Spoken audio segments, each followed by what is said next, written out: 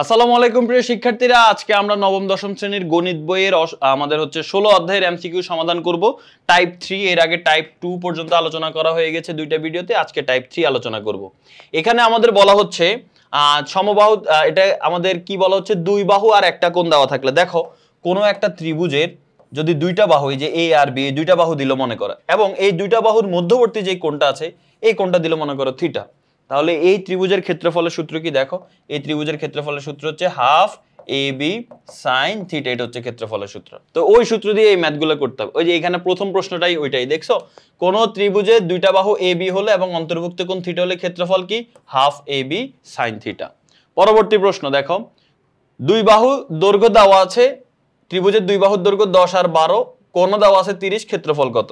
তাহলে ক্ষেত্রফল কি? হাফ এ বি মানে ওই দুই বাহু এ আর বি, তো দুই বাহু 10 আর 12 দেওয়া আছে, গুণ দিয়ে দাও, 10 গুণ 12 গুণ সাইন থিটা, থিটা মানে কত? 30 ডিগ্রি। এখন বলছে ক্ষেত্রফল কত, তো ক্ষেত্রফলের সূত্র লিখে ফেললাম। এখন 2 10 এর কাছে কয়বার যায়? 5 বার যাবে, তাহলে 5 আর 12 গুণ করলে কত হবে? 60।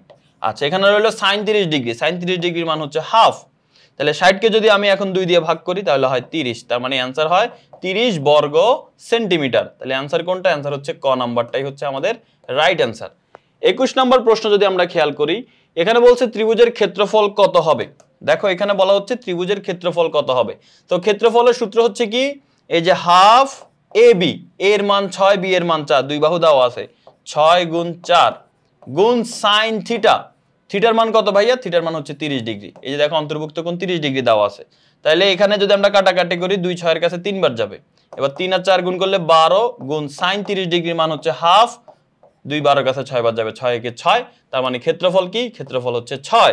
পরবর্তী প্রশ্ন একই রকম, ক্ষেত্রফল নির্ণয় করতে বলছে। এখানে 6 আর 8 বলা আছে, আর কিছুই না, ঠিক আছে? 6 আর 8 আর কোণ হচ্ছে 60 ডিগ্রি, ঠিক আছে? তাহলে আমরা এখন সেটা করি, হাফ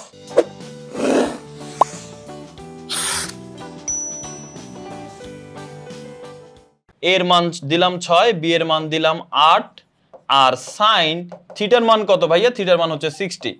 এখন 2 6 এর কাছে কয়বার যাবে? 3 বার, 3 আর 8 গুণ করলে হয় 24 গুণ সাইন 60 ডিগ্রির মান কত? √3/2। এবার 2 24 এর কাছে যাবে 12, তার মানে অ্যান্সার হয় কি? 12√3। তার মানে অ্যান্সার কি? অ্যান্সার হচ্ছে 12√3। সো 23 নাম্বারটাও একই সূত্রে, তবে এখানে একটু ডিফারেন্স আছে। দেখো প্রথমে আমরা জানি ক্ষেত্রফল, এখানে দেখো দুই বাহুর দৈর্ঘ্য দিয়ে দিয়েছে 6 আর 8, কিন্তু এখানে ক্ষেত্রফলটাও বলে দিছে। আমরা এতক্ষণ পর্যন্ত ক্ষেত্রফল নির্ণয় করতাম, বাট এখানে ক্ষেত্রফল বলে দিছে। এখানে কি নাই? ওই যে কোণটা, থিটার মানটা দেওয়া নাই।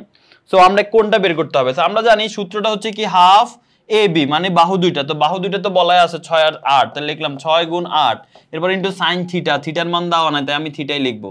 তাহলে এই ক্ষেত্রফল সমান কত হবে? 12√2। আচ্ছা, এবার এখানে 2 6 এর কাছে কয়বার যাবে? 3 বার, 3 আর 8 গুণ করলে কত হয়? 24 সাইন থিটা, আর এখানে হচ্ছে 12√2। আচ্ছা, তো 24 এখানে গুণ আকারে আছে, ওই পাশে গেলে ভাগ হয়ে যাবে, তাহলে সাইন থিটা সমান 12√2 দিয়ে 24 ভাগ দিয়ে দিব। 12 24 এর কাছে কয়বার যাবে?